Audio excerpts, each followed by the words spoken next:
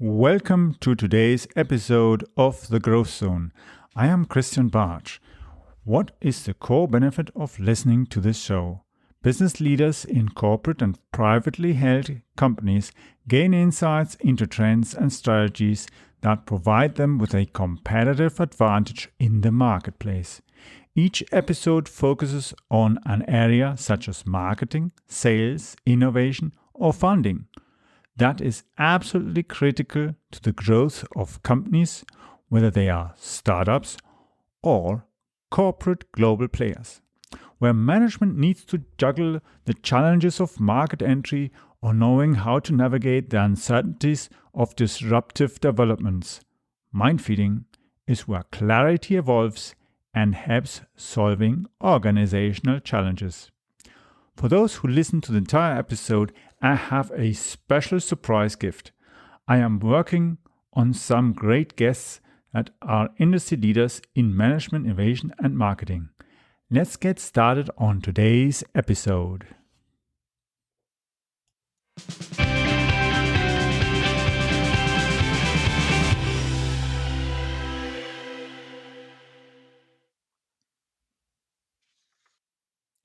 Today I'm with Shawn Thomas, based in Nashville, and our topic for today: where is the value in mentoring for bootstrapped startups? So, before we get started, Shawn, can you please tell us a little bit more about yourself, please? Absolutely. Great to see you, Christian. Well, I was born in a military family, so we moved around a lot and played a big role in the future, which is why I bring that up when I introduce myself. We moved around a lot, about 5 times before I was the age of 8. And at the age of 8, we ended up in Alaska, and my parents still live up there. They're retired. And when I was in high school, I had a dream of becoming a professional singer. MTV had come out during that time. So when I was 18, 2 weeks after graduation, my parents said, listen, you know what? If you actually want to do this, you're not going to be able to do that if you're living here in a small town in Eagle River, Alaska. You need to move to California. And so that was my first bout of really following my dream. So I got on an airplane with $400 and moved to Southern California, where all of the Hollywood stars are, and I started to work towards becoming a professional singer and getting on MTV. Within 3 years, I got a record deal on Warner Brothers Records, and I traveled with Ringling Brothers and Barnum and Bailey Circus, which is a circus that used to be around that traveled the United States, and got on MTV, was in the boy band magazines. We were a boy band, and just kind of lived the dream of being a professional singer and that lifestyle, and accomplished that dream. Mm-hmm. After we were done with our contract for a year, it was a 2-year contract, but they cut it short to a year. They said, hey, Shawn, Andy, John, you guys did a great job. Thanks. Good luck with the rest of your life. And like literally overnight, we were like unemployed, didn't know what to do. And when I was in high school and I had these dreams of being a professional singer, the dream was I want to be rich and famous. Don't we all? We all kind of want to be rich and famous at some point, whether we all actually do something about it. But I wanted to be rich and famous. So I said, I kind of got a little taste of the rich now, or the famous. Now I'd like to be rich. And I had read a lot of, magazines and things like that. And it said, if you wanted to be rich, you needed to be a business owner. So I said, you know what? That should be easy. Let's go do that. And I decided to just get out there and start learning business instead of going back to college. I'd quit college to go on the road as a singer. And for basically about 10 years, I was broke, going from business opportunity to business opportunity, failing along the way. At 25, I ended up claiming bankruptcy, had my car repossessed. My parents would bail me out from time to time when I needed money. I definitely, ate a lot of ice cube soup for meals, did not have, any money, but was always optimistic and still wanted to pursue that dream of being a business owner. At the age of 32, coming off of another failed business selling technology to hotels, I decided that I wanted to start something where I was going to put these little internet kiosks and business center computer systems in the lobby of hotels here in the United States. And so I basically said, here's my idea. I need to go prove the concept. I was living in Memphis, Tennessee at the time, and I started selling these computer systems to hotels. Guests were using them, and voila, I have a business model. I did that business for about 3 years on my own, all by myself, working out of my house. I'd hired one independent contractor salesperson, and I got the business to about $275,000 of annual sales, making about 75 grand a year. So I was feeling really good. And I was about to sign a big contract with a hotel chain here in the US under the Hilton family of hotels. And I decided I need help. And I reached out to a guy that I had met a few years later who had told me that he did not think I had a good business idea. He said, Shawn, I'm in this business. I don't think this is a good business idea. But he gave me some advice and I took it. So I called him back and I said, hey, would you like to invest in my company? I'm now doing this. We're doing this. I'm about to sign this big contract. And he ended up investing in my company and became my first real mentor. Mm-hmm. And I moved from Memphis, Tennessee to Nashville, Tennessee, which is where I live today. And long story short, we from 2005 to 2013, we took the company from 275,000 to 20 million. Basically went through some mergers, acquisitions, and a lot of organic growth, Inc. 500 company, a lot of the fun awards that you get as an entrepreneur, 100 employees. And then we ended up selling the company to a private equity group for a little over 20 million. At that point, I became financially independent, got a nice little wire transfer and decided, okay, now what do I do with my life? I'm 43 years old. I took some time off. I took 5 years off. I rented a beach house in Manhattan Beach, California, and just kind of reset myself and figured out what I wanted to do next. And during that time, I fell in love with Instagram. And I created an account on Instagram called Ask a Millionaire. And I basically let people ask me questions who wanted to become first-generation millionaires, which I was the first millionaire in my family, which is a very unique type of individual. And over the course of that, people started asking me if I would mentor them. So I started mentoring a few people. And then it just got overwhelming. And I said, I'm going to turn this into a company. So I started a company called Accelerators Organization. And the reason I started that company, Christian, is I realized that I don't know it all, even though I've built a nice business. I know about business, but I'm not a sales teacher, coach. I'm not a CFO accountant coach. I'm not an operations coach. I'm not a leadership expert, even though I know all of those things to some extent as an entrepreneur. I'm not, the high level expert. I have friends and business peers that do those things. So I recruited a lot of my friends who were successful business owners and mentors. And I said, hey guys, I'm starting this company. Would you come be a part of it and donate some time and mentor people and let them ask questions? And that was how I started the Accelerators Organization 2 years ago. And basically, we're a virtual mentorship organization. We mentor startup entrepreneurs and help them build the foundation of getting their business to 7 figures, which is a very magical part of business, is 7 figures. And we can go into that in a little bit. Personal side, I am a wine collector. I collect vintage wine. I've got about 3,000 bottles of vintage wine from all around the world. I'm a foodie. Love to travel. I live in Nashville on 6 acres with 2 dogs and a cat, never married, single, no kids, and just living life. And that's my story. That's great. Really unpack all that, Christian. Oh yeah, that's very interesting. It's like my own life. Crazy. As once a guy in a job interview asked me, I can't see the red ribbon. And I looked rather stupid and I thought, what's he talking about? I looked to see, am I supposed to have put some red ribbon? What he actually meant, of course, that my CV was as well zigzag crazy like yours as well, up and down, left and right, and front, backwards, and so on. And that's the thing.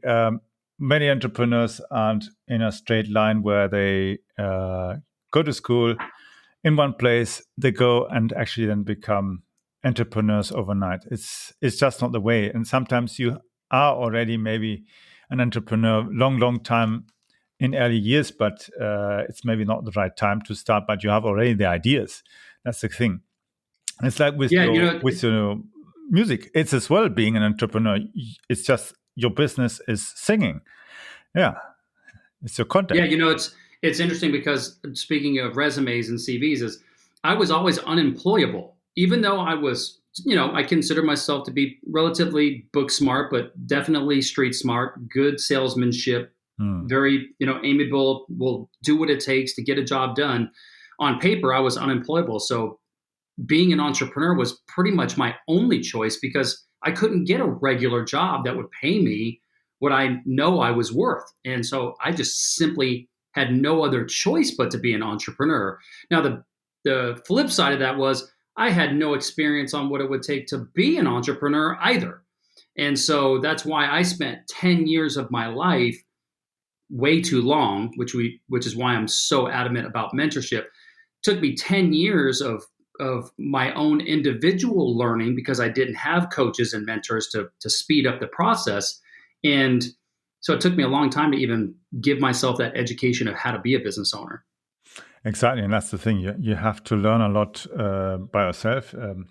You learn from experience and as well from failures. Whether it doesn't matter whether you have a business idea that doesn't work out, or whether you've had a client who actually cheated on you, and then you notice later on, why did it happen again? And eventually you figure out, oh, okay, if they do this and this, then it's actually a warning sign, a red flag that they're going to do that possibly. And then next time you're careful. Or the same thing with contracts. Or so many people sign contracts, they don't read the text, they don't understand it, and they don't ask. And if they don't understand it, they don't bother asking somebody who understands this kind of stuff, and then later on complain that they've been done over just because they were not willing to take the extra effort to go and pay a few $100 and get some lawyer to look over it and tell them whether it's a good idea or not, or at least to explain them where the risks are, that they don't get themselves in trouble. But that's all these things that you learn in the beginning, or when you first start hiring people. Or the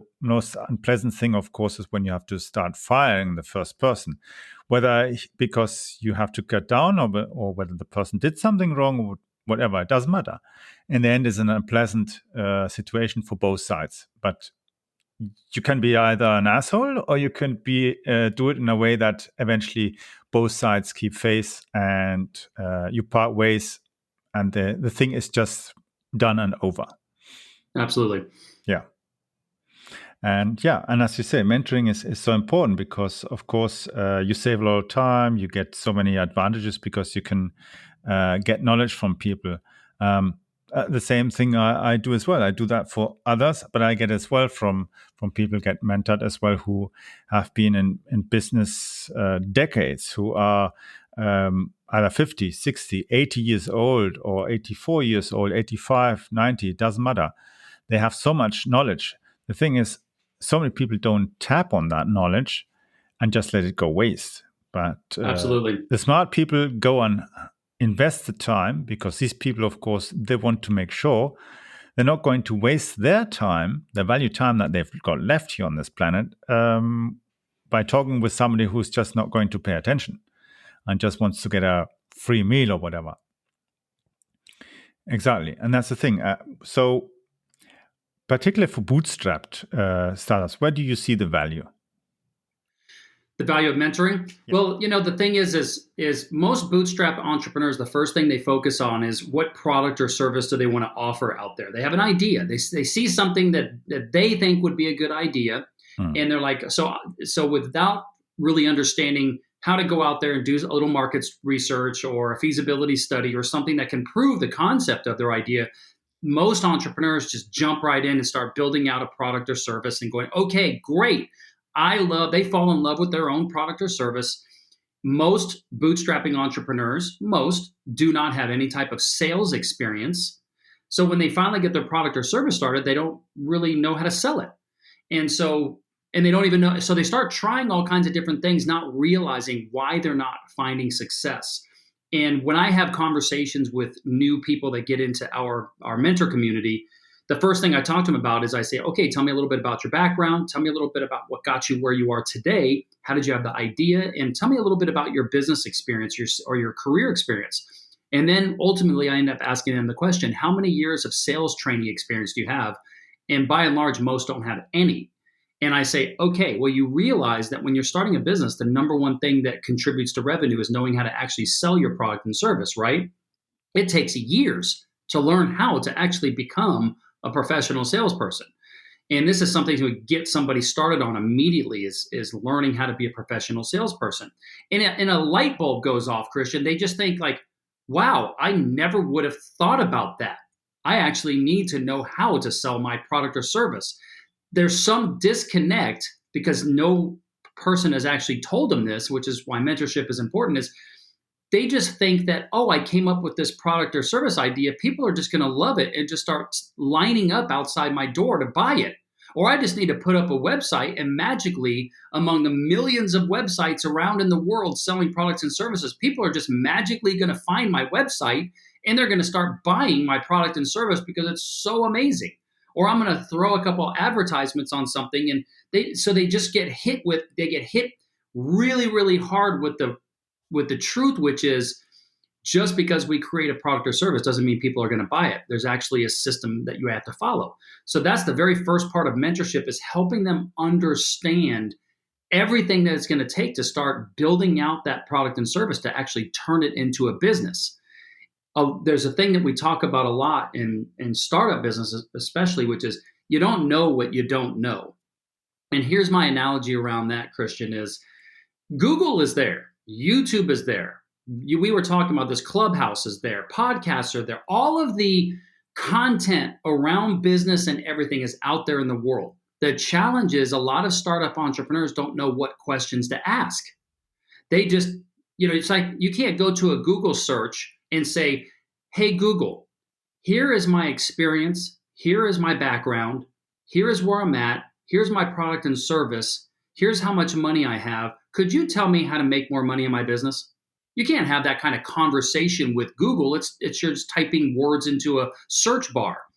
That's the difference between the do-it-yourself help or mentorship. When a mentor and mentee have a relationship and a conversation which evolves over time, it's not just a one-time consultation usually. The mentor gets to know intimately the mentee with their experience, their skills, their background, and where they're trying to go, and then helps them just walk down the path that has already been paved. The path to get to $1 million in annual sales in any type of business, that road has already been paved with the most perfect, pristine concrete out there in the world. It isn't rocket science.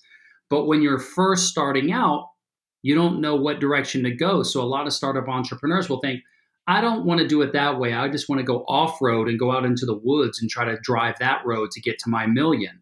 And by having that mentor relationship, the mentor can keep the mentee focused, show them the straight path to get to success, and help them alleviate having all of the different failures that they would normally have if they didn't have a mentor. That's the wisdom that you were talking about, is the mentor has experience that the mentee does not have.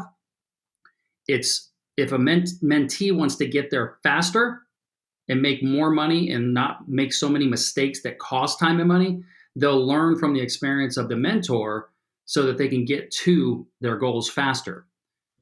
Exactly, and there's so many things that belong into the topic of startups. It's even getting how to get your business running properly, how to even find what pricing are you going to charge, or finding out, okay, at which prices actually people actually are going to buy and which prices are not, or how do I lay out my offer, or do I use a PowerPoint presentation, or do I do it differently? Do I give a call? Do I try to build maybe a partner program? Do I go through retail, or it depends very much on the product and so on. And so many people think, oh, I just go to ClickFunnels, set up a website and put some ads on Facebook, and then it doesn't work because, of course, their real audience isn't on Facebook and they're not online. That's a big problem. Absolutely. I'll give you a perfect example of where mentorship can come into play. I had a lady join our organization, a really smart lady, but had never been an entrepreneur before. And she was always a career-oriented and also a stay-at-home mom. But she had this idea that she was very adamant about. And even though she's married, she has a lot of single girlfriends. And she said, I've got an idea for a product for single people that can help them in their dating life. And she told me the idea. I don't want to share it with you here just for confidentiality, But so she says, Shawn, how do I move this thing forward? And I said, well, how many people have you talked to about the idea just to determine if this is something that people want? And she's like, what do you mean? And I said, well, you think that people want this, but do they? I said, you got to go out there and talk to as many people as you can, not your friends, not your family, because they're going to all love the idea. Go talk to complete strangers. And just ask them, What are their challenges with being single? And then talk about your idea. And then if they think it is an okay idea, how much would they pay for it? So I give her this advice to go talk to 100 people within the first 30 days. 100 people, not that many in the global spectrum of how many people are out there. After about 30 days, she comes back and she does an update in our Facebook group, and she says, I'm having a really hard time finding single people, blah, blah, blah, blah, blah. So I said, hey, would you book I call it a get out of jail call. When somebody's just really stuck, I give people access to book a 15-minute call with me for free as part of the organization. And so we get on the phone and I say, let me ask you this. You say you're having a hard time finding single people. Why don't you just go to a bar? There's a lot of single people at the bars. If you spend 2 or 3 nights at 2 or 3 different bars, you're going to find just pull up on the bar, order a drink, and just talk to people around you. She's like, I never would have thought about that. I thought about just going out to my local community when I'm at the grocery store or whatever. I'm like, no, just go to a bar. How simple does that sound, right? But it was so beyond her even thinking that, because she's a married woman. She's like, I wouldn't even think to go to a bar to talk to single people. The next week she comes back and she says, I actually talked to over 100 people. Several people told me they loved my idea, told me how much they priced, and it gave her this newfound refreshing jazz in her business. How do you Google, how do I promote my company? Google can't give her that type of feedback and direction, but it took one simple conversation with somebody who's already built a business and has that experience. And that's the value of mentorship, is talking to somebody that can give you clear, concise direction and focus. Exactly, and that's the thing. It doesn't matter whether it's a product for singles or a product for businesses, for government or whatever. It doesn't matter. You still have to have that conversation in whatever way. Whether you call up somebody, let's say, for instance, you've got a business, you've already got, let's say, business partners. You know, people who you've done business with. You can still call them and ask them whether they would be interested to sell that product. Let's say you produced, maybe before you manufactured, let's say, pizza stuff to make pizzas, and then suddenly you decide you start a new business and you think, oh, I'll make cool drinks for bars and so on. You maybe already know bar owners, but so you have to give them a call and ask them whether that would be a drink that people would buy, and if necessary, show them the drink and so on. And then suddenly notice, oh, hey, this is great, but too much or too little or whatever. And then suddenly you notice, hey, you already get insights in that. But you only get these things, as you said, when you have you get the advice from somebody who's done these kind of things before, and it doesn't matter what industry it is. It's the same basics. It's the same basics. Absolutely. And here, and I'll also add this, because I know that we only have so much time, but the reason that I created the type of organization that I did, when you were asking earlier, is, and I know that a lot of people, they want mentorship, they want coaching, but they don't know who to trust. And a lot of times we go to social media or to, things like that, podcasts, and we like, well, who is this person? I don't know if I can trust this person. Is this one of those little online gurus that they actually haven't actually done anything? They learned everything in a book, and I want to learn from somebody who's actually done it. And you know how it goes. Yeah. And even if you find somebody legitimate, like you or me, or someone who's very legitimate with who they are, I tell people in our group, no one person knows everything. And when you're just starting out, think about all the things you are going to have to learn to be a successful business owner. You're going to have to learn about branding, your strategy and for your company. You're going to have to learn about the brand identity kit, the look and feel, your logos, your color palettes, all that. You're going to have to learn about social media, websites, marketing materials, sales aids, things like that. So you're going to have to understand branding, which is very complex. And there are experts that teach around branding that you can hire as consultants. Then you're going to have to learn about operations. You're going to have to learn about leadership, processes, training, as you said, hiring, firing, culture, core values, all the HR stuff that goes on in operations. Then you're going to have to learn about sales and marketing. Or do you have the type of product that you're going to go sell business to business and pick up the phone and go meet with people? Or you're going to do online marketing or advertising? And those are very complex. And there's experts around that. Then you're going to have to learn about financials. How do you understand what a P&L is? How to understand and track your cash flow. You're going to have to learn all these different things to learn how to be a business owner, and no one person knows everything. So I always urge people, whether it's a company, whether it's my company or not, look for organizations that have where you as a startup entrepreneur have access to a diverse group of mentors and advisors that you can ask questions around any area of business that can help you.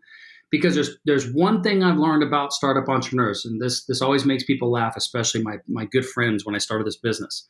I said, I'm going to start a business with the worst type of customer, the startup entrepreneur. And my friends are like, what do you mean? I'm like, well, they need the most help and they have the least amount of money. Exactly. Think But about it, right? yeah, They need the most help, least amount of money. And so that's where the power of a community and a group solves that. You can join a group in a community and get good access to the community and all of the advisors for a much lower fee than if you were going to hire me personally as an individual coach. I might charge you 25,000 a year to coach you, 2 grand a month to individually coach you and work with you in your business. But you can join organizations for $1,000 a year or $3,000 a year and get access to a multitude of coaches and mentors. And so that's the second part of mentorship that I like to make sure people understand is it's great to hire a coach or a mentor, but remember, look for communities that have a diverse group of mentors first as a startup entrepreneur, because you're going to get more bang for your buck. exactly. And that's the thing. You have to find as well ways to quickly generate the cash flow, because that's what I see as well. So often people have ideas. They think, okay, they'll just spend $500 on the ads, and then they complain that it doesn't work because, of course, they haven't done the effort to generate enough cash flow with other methods before they actually go online on these things. And then, of course, doesn't work because you need to have enough coals. So in other words, you have to find enough wood to burn in order to actually get the heat enough that you can push at least a train or an engine or whatever it is. But before you can do that, you have to maybe have first a horse cart and collect the wood with it. And that's the thing that I see so often, where especially startups or as well solo entrepreneurs or pairs, husband, wife, who start a business and have no experience, but they think, okay, we've done this and this in our careers and would like to transition into this and this kind of role, where they have then the difficulty where they want to do it, but they don't put enough effort and not enough cash flow. And if you don't put enough effort into it, you can't generate enough cash flow to then actually pump it into the business. And as you say, it's all about mentoring and giving people proper advice and tell them, hey, you have to do this and this. And if you're in this situation, you have to behave like this, do this, don't do this kind of stuff or anything. But of course, they have to listen as well to you. If they don't follow your advice, it's pointless. It's like saying, hey, don't turn right because there's a ditch, and they turn right. And next time, don't turn left, they turn left again. Very, very true. On Instagram, there's this popular meme about that type of person is called an asshole. Someone who continues to ask and ask and ask for help, but then never does, takes the advice. Yeah. We call those assholes. That's good. But it's true. It's absolutely true, because some, of course, don't spend money and they still just eat up the knowledge and they don't do anything with it. And others spend money and they still don't do anything with it. It's the key thing about investing the energy, the time, and as well, a mentor wants to know as well that he is spending his time, his valuable time, with somebody who is worth it, who's worthy, who's willing to make the effort, who's willing to listen, take notes, learn from it, and apply these things. And if something isn't sure, to come back and ask his opinion. And if the guy says, I don't like it so much, like I had a few ideas recently, and I said to my mentor as well, I had this and this idea, didn't like it. Next time we met up again because something I needed, he needed my help and so on. And I said, I'm thinking about this idea and how this, we just sat in his car discussing about this, and I'm just going to catch a train. And I said, I like that. That's a good actually idea to do it this in this way. Hey, that's good. And then next time we had a call and I said, oh, by the way, we need to talk about that thing because I like that idea, that approach that you had and so on. And that's the key thing. It's sometimes finding the right idea, the right approach, and validating it with your potential buyers, with your mentor, and third party people who maybe have a certain understanding as well from the market or how to go about it. Yeah. Absolutely. And I'll finish with this one last little story of a guy that I'm mentoring, because a lot of this might have to do with the part of your audience who, they might have limited resources. They might have limited experience and limited resources, and they may not be actually ready to start a business right now. There was a young guy in his young 20s that approached me last December, and he said, "Hey, Shawn, I want to get your mentorship." And I said, "Here's a link, join." And I usually let anybody join. And in the first 30 days, I get to know them and decide whether or not they're a right fit. And if they're not, I refund their membership fee and we part ways. But this young guy joins, and on our kickoff call, he tells me a story, and he's a pharmacy technician at a Walgreens here in the United States. And he has dreams to become a first generation millionaire. He's like, "I will work hard. I just know I will." And I said, "Well, my organization is really for business owners. I'm not sure if I'm the right person to mentor." And he says, "No, I know that you can help me with mindset and you can give me the ideas and help me on the path." And I just said, this isn't my specialty. I like working with entrepreneurs, but I'll tell you what, you seem like a very hardworking guy. I'll work with you. So let's get right to it. How much money do you have in your checking account? I mean, what a brazen question. He says, "I got $800. And I said, "Okay, have you ever had $10,000 in your checking account?" And he's like, "Absolutely not. My mom was a single mom. I live with my mom. I'm making $33,000 a year." And I said, "Okay, are you able to survive on your full-time job right now, working 40 hours a week?" And he's like, "Yeah, I can survive." And I said, "Okay, so what I want you to do is I want you to go get another job, working 25 hours a week minimum. And even if you're making $15 an hour, which here in the United States you can do very, very easily. I said, I want you to work an extra 25 hours a week, and I want you to put all that money away in the bank. And at the end of 6 months, you're going to have $10,000 in your checking account." Now, I know that seems easy, and it doesn't. And you're thinking, I want to be a millionaire and I want to own my own business. But what I want to teach you is I want to teach you about making money and building a work ethic. Because right now, you're not ready to start a business. You don't have an idea. You don't have any resources. You don't have any money, and you have no skills around building a business. So right now, to get started on becoming one someday, let's start building the fundamental things you're going to need. Let's get you the work ethic. I said, I'm not going to tell you what kind of job to go get. That's up to you. Let's see how creative you're going to get. So I worked with him over the next 6 months, and he kept filling me in on his goals. And he actually found a little side gig hustle, buying people's cell phones from them. He found some buyers, people that would buy the cell phones. They had a price list, and he would buy phones for cheaper, sell it to the other company, and make the difference. It's called arbitrage, just buying it for $1, selling it for $2. And so he was doing that on the side as opposed to going and working a job making $15 an hour. At the end of 6 months, June 1st of this year, he had $10,000 in his checking account. 6 months, huge, 10 times the amount of money in his checking account. So then I said, okay, Demarius, this is what I'm talking about. I can work with you and I can help you get to now making 6 figures a year.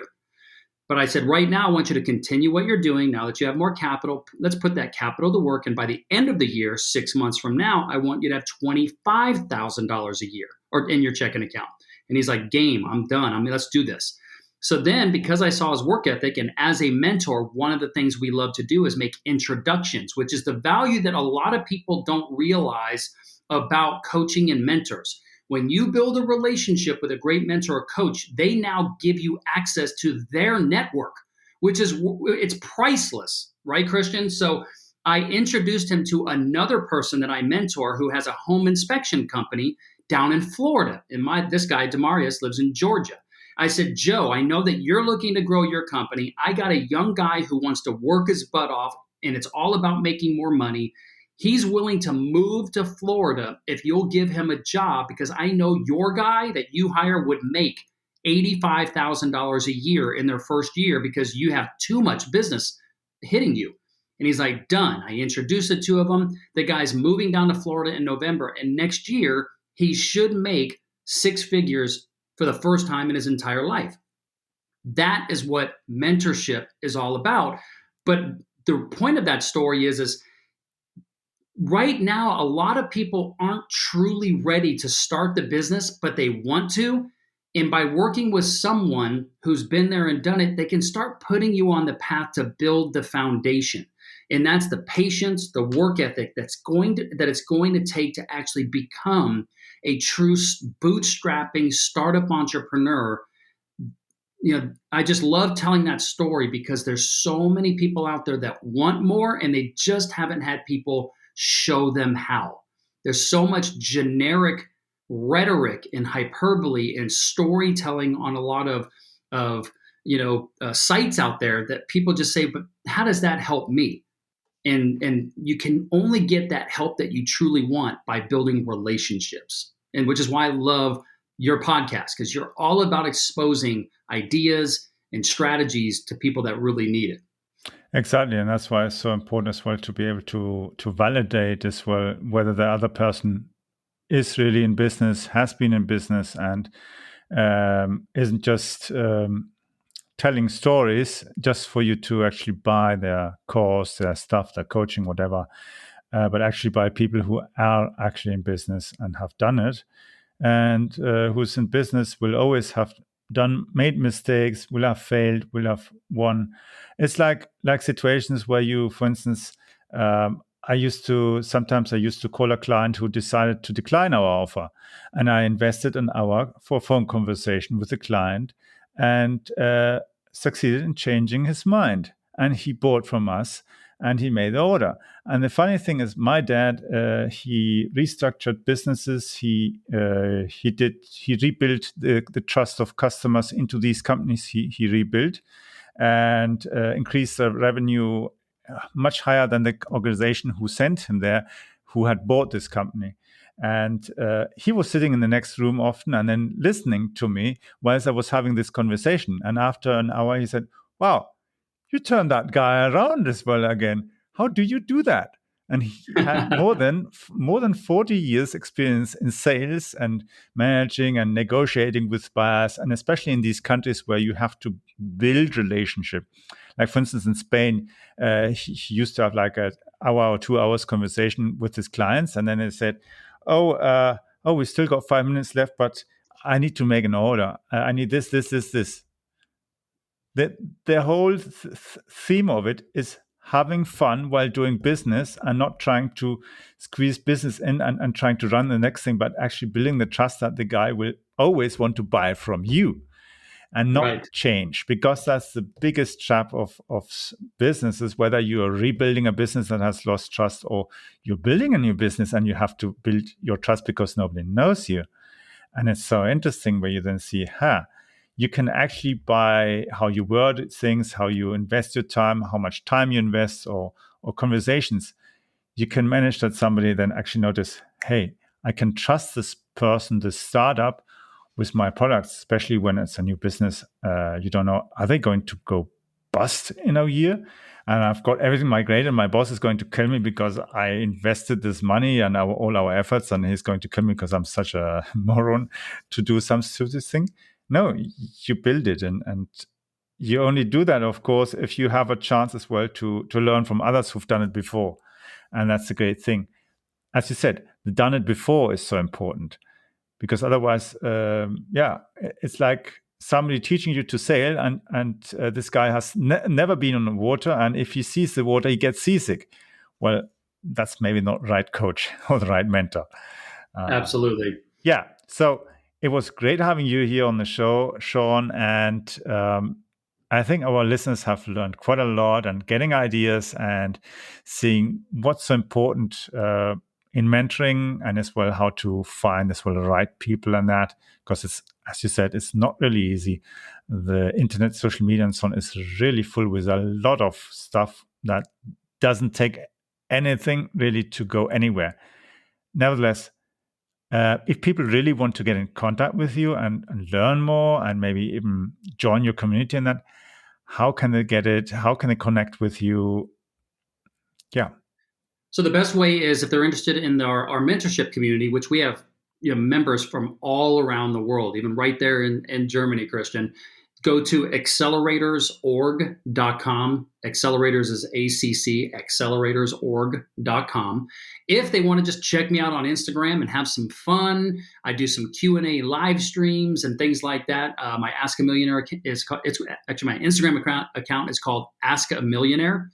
And I put up funny motivational memes. I share stories from my experiences to try to help people think bigger, how to go from a limited mindset or a scarcity mindset to an abundant mindset.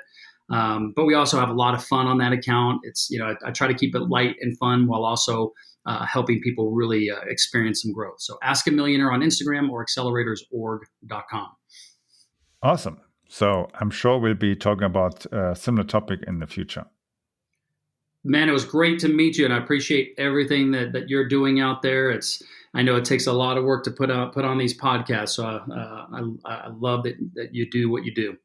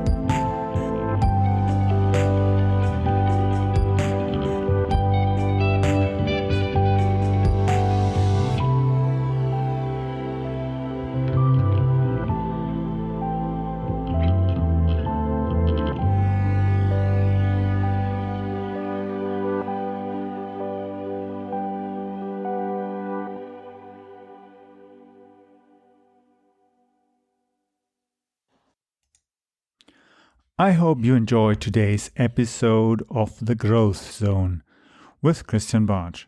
Thank you for listening. Please leave a review or rating here on iTunes or on podchaser.com. If you found the content helpful, then share it on social media. I would like to invite you to follow our show so that you don't miss the upcoming interviews with leaders in the market. Simply visit the website follow.prmediareach.com. I will be adding the link also to the description of this episode so that you just need to click on that link. For those of you who are listening and signing up to follow the show, I have reserved a free copy of the Ultimate Guide on Content Marketing. This is the strategy that got me top corporate clients like McDonald's, Linde, Hewlett-Packard, Deutsche Bank, Volvo, and many others. That strategy has been working for over 10 years. It also got me contacts with police, transport authorities, military, and several universities, and even leading research institutes. For sure, it also worked wonders as it got me many small, medium-sized entrepreneurs and enterprises as clients. And that even included international clients from all around the world. The link to sign up for our free broadcasting service and the guide is follow.prmediareach.com. That will give you access to the most recent version of my ultimate guide on content marketing. You can follow me as well on Twitter by using the Twitter handle CAP_Bartsch. That's spelled Charlie, Alpha, Papa, Bravo, Alpha, Romeo, Tango, Sierra, Charlie, Hotel. Yes, that is CAP_Bartsch. Charlie, Alpha, Papa, Bravo, Alpha, Romeo, Tango Sierra Charlie Hotel.